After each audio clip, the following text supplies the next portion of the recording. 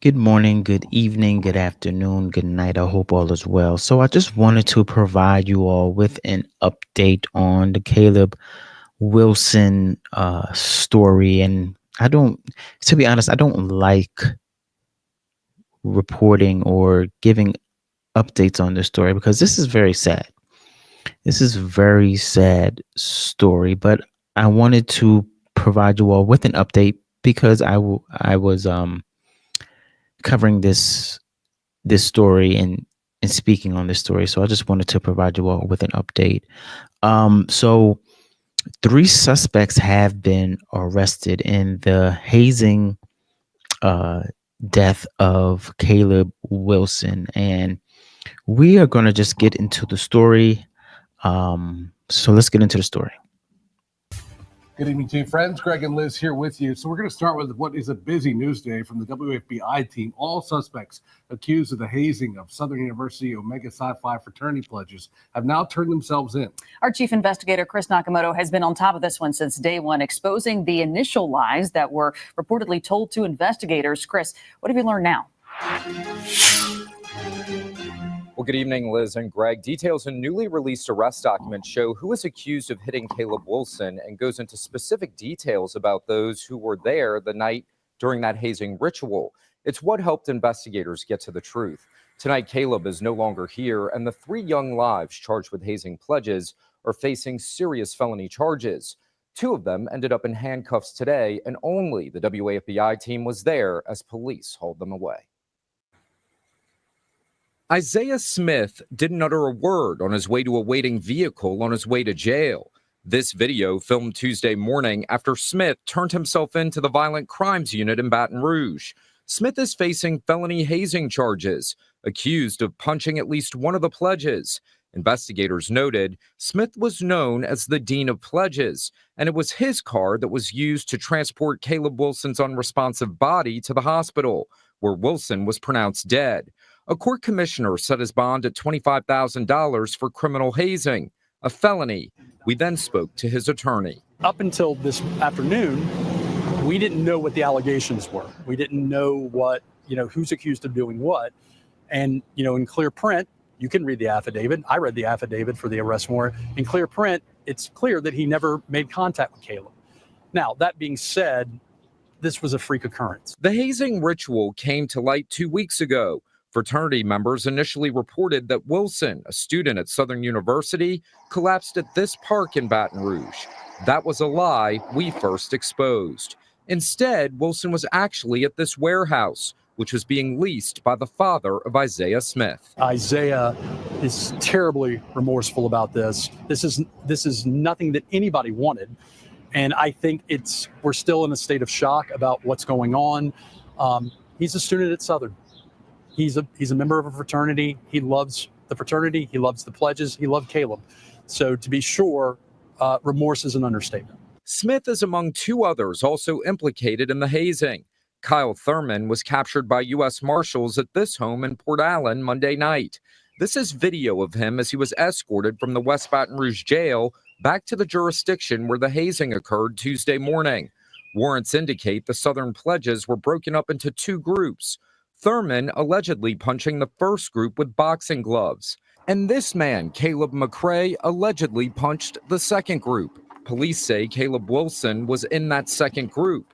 McCrae is facing the most serious of the charges, manslaughter, which could carry up to 40 years in prison if convicted, along with a felony hazing charge. Arrest warrants say McCrae is accused of punching Wilson 4 times, at which point Wilson collapsed. His lawyer asking the public not to rush to judgment. People have a lot of opinions on this case, but there's still a lot of information and variables that are unknown at this time. And so when I ask people to hold off judgment, I'm just simply asking to just trust this criminal justice process, that as the case develops, there's more information we'll learn. And I know it's early to ask for any, empathy or sympathy toward my client, but his life has been altered. Philip Robinson says Caleb McCrae is grieving tonight. And he experienced a traumatic event himself. This is a tough situation all the way around. I am confident in my client's innocence. I do feel that my client will have an opportunity to defend himself and give his point of view. The heartache of Caleb Wilson's death has two communities, from Baton Rouge to New Orleans, facing enormous grief, including at the Pilgrim Baptist Church in Kenner. Caleb grew up in this church from a baby. He was baptized here, so he's been a member all of his life. As a matter of fact, his entire family, his father and his mother, grandfather, who was a former pastor of this church for 44 years. Pastor Mitchell Stevens knew Caleb Wilson well and will be there when his life is remembered this weekend for the extraordinary things Wilson did in his short years on earth. He played his trumpet many times when he was in from college. He would play for one of our worship services, but just seeing him around. So he was always at my house, or my son was at his house. So just missing the closeness of our families. Southern is planning remembrances on Friday, followed by his funeral at Pilgrim Baptist Church in Kenner on Saturday. McCrae is due back in court in May. Smith is due back in court in June. Right now, jail records show bond has been set at $25,000 for Kyle Thurman. Greg? All right, Chris Nakamoto for us tonight. We appreciate it. Thank you. So, yeah. So we see here, it seems like Isaiah Smith, his father, as we heard, this is a sad situation. 4 lives being altered, in which one ended up in death. These scholars, these men, I believe, who graduated from the school. I don't know their background. I could be wrong, but these are young men here. Between the age of 25, 23, 25, 22, 20 through 25. About that. But these are lives being altered and changed due to a poor decision. And we see here Isaiah Smith, his father is on a lease of the warehouse. So I'm sure, he was the one who, I'm sure, suggested this warehouse. And I'm sure that it wasn't the first time that they have done this at the warehouse. But punching someone in the chest 4 times with boxing gloves or not is not smart. And as I said before in my previous videos, Caleb did not seem like a big man, a man of tall stature, a man of I guess you could say stocky stature, built stature. He didn't seem like a person of that stature, and that's not a knock on him. That's just his body type. And you have to think, like, why? And in my head, I'm just like, you're punching him 4 times in the chest.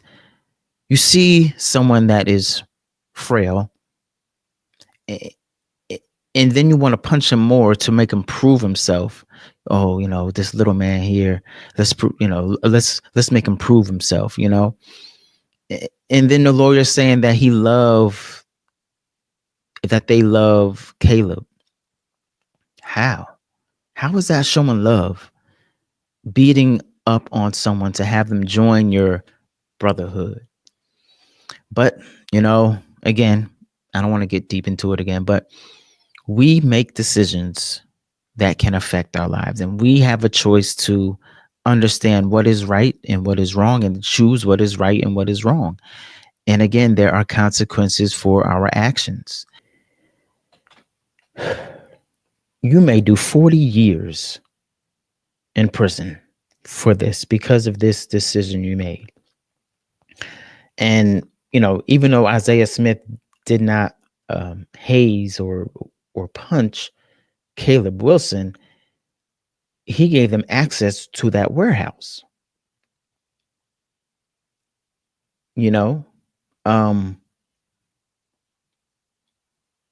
in which he knew what was going to happen. I mean, they didn't know that.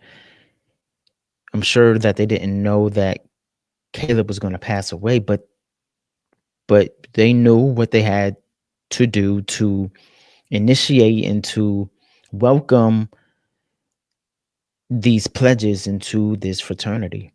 And um hopefully other fraternities will stop this and see what is happening and see the consequences if something can go wrong, if something goes wrong. But we have seen these in the past, and these fraternities have so much pride. I doubt that they will stop hazing. I doubt it.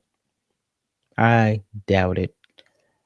Uh, but um, let's go to some scriptures. Let's go to Proverbs 14:12, and it says there is a path before each person that seems right, but it ends in death. And what this is saying is there is a way that may seem right to a person, the way of life, the way of their actions, the way that they move in life. But this may alter, this seems so right joining this fraternity and doing this to these um to the pledges. We have to make it earn it. They have to earn their way, but it leads to destruction. And this is why we have to discern and seek wisdom, godly wisdom in our actions. Let's also go to Isaiah, the 30th chapter, the 21st verse. And it says, your own ears will hear him. Right behind you, a voice will say, this is the way you should go, whether to the right or to the left. There is a voice. There is a godly voice. And this is for the people of the Lord. This is a blessing. Those who follow God, that there is a voice that we will hear. He will guide you to where to go, to where to go.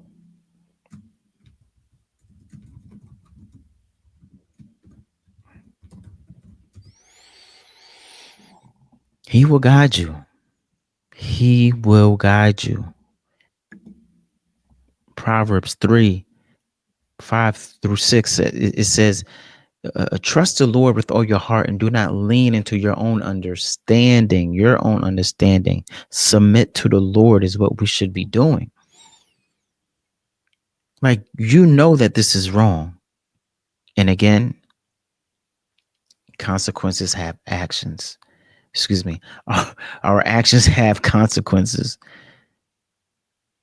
and our life can change just like that due to our actions. Let's go to James 4:13. Look here, you say today or tomorrow we are going to a certain town and we'll stay there a year. We will do business there and make a profit. How do you know what your life will be like tomorrow? Your life is like a morning fog. It is here for a little while, then it's gone. What you ought to say is, if the Lord wants us to, we will live this and do this or that.